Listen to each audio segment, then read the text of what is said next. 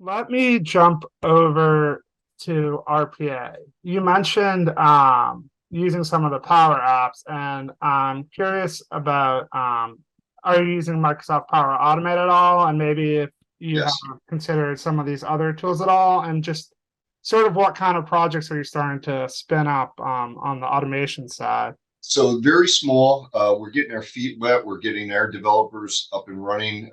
The initial projects are really just about routing forms through the company and displacing paperwork, finding a way to get things online without having to send a piece of paper around the campus to be signed. Those types of things. That's the initial, but we're certainly going to look at it as we move into the application area. We're thinking about Power BI really for dashboards and reporting. Sure. I'll jump over to analytics and we can talk a bit about Power BI. And then I'm curious too, if you've had experiences with Tableau at all in a comparative way. So we've looked at it briefly, but again, this is one of those where you go, well, we've got Microsoft in place. We're already touching on some of the Power BI. Certainly, Tableau's got a good name for it, but I've never touched it. But again, where are our resources best spent, and it's already in an arena that we own. Sure, that totally makes sense. And then in other, do you have any use of maybe Google or AWS at all analytics, or are you pretty firmly a Microsoft shop there too? Yeah, right now we're a Microsoft shop. I would tell you that it's going to depend where the applications end up. And I have been talking to my applications guys about, spinning up dev environments up in the cloud, doing those types of things versus building it online and in-house. So we may end up on AWS or we could end up on Microsoft. Okay, totally. And then I guess on the infrastructure side, what is what's your underlying infrastructure rely on? Are you using cloud containers or how is it all set up there? So we have the applications that we do have that are not on the 400 are really just SQL databases that are local. Okay, and then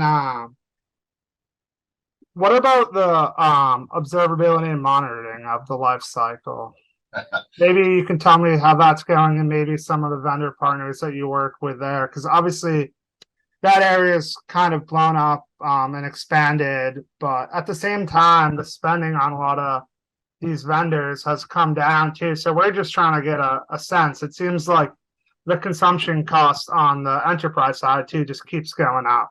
Yeah, well, it's a great question and great timing, Jake, because I literally shot this over to my applications manager last week that I want him to look at things like Datadog, Splunk, those types of solutions because we have nothing for application monitoring today. We're not doing anything proactive. And, it's one of those things that they didn't really have the time or interest in doing in the past, but we definitely need to as we move forward. Sure. And then, so are you just starting to think about it now, or are you more in like the POC stage of it all? No, we just started looking at it. I would say that's going to be a 2024 acquisition. Sure, it takes some time to Yes. get the I other won't, pieces in place. he hasn't kicked the tires on anything, so he really doesn't have a point of reference. So I think the best thing to do is go out there. We have managed engine for our help desk solution, and I know they have a solution in this arena as well. So it'll be several that he goes out and takes a peek at.